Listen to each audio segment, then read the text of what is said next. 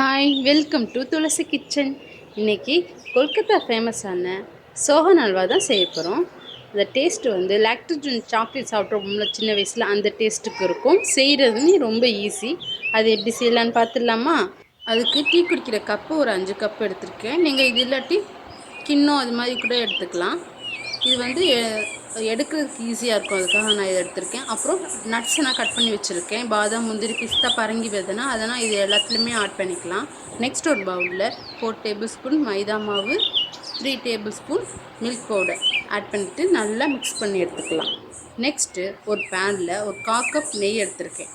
நெய் வந்து ஒரு 7 டேபிள் ஸ்பூன் எடுத்துக்கலாம்.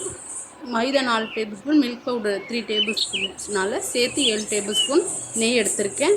ஒரு 6 டேபிள் ஸ்பூன் சுகர் எடுத்திருக்கேன். அது கூட நல்லா மிக்ஸ் பண்ணி எடுத்துகிட்டு நல்லா கேரமலைஸ் ஆனதும் நம்ம ரெடி பண்ணி வச்ச மாவை அது கூட ஆட் பண்ணி கை விடாமல் கிண்டிக்கிட்டே இருந்தோன்னா இந்த மாதிரி இந்த கன்சிஸ்டன்சி வரும். வந்ததும் இறக்கி வச்சிடலாம். அந்த மாவை ஆட் பண்ணுறதை ஆஃப் பண்ணிவிட்டு ஆட் பண்ணணும். இறக்கி வச்சதும் உடனே வந்து இந்த கப்பில் ட்ரான்ஸ்ஃபர் பண்ணிடணும். ஒவ்வொரு ஸ்பூனாக எடுத்து போட்டிருக்கேன், இல்லாட்டி அது உடனே இறுகிடும். இதனால் சீக்கிரமாக பண்ணணும்.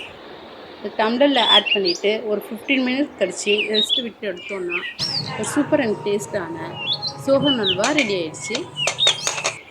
டேஸ்ட் வந்து ரொம்பவே நல்லாயிருக்கும். கண்டிப்பாக ட்ரை பண்ணி பாருங்கள்.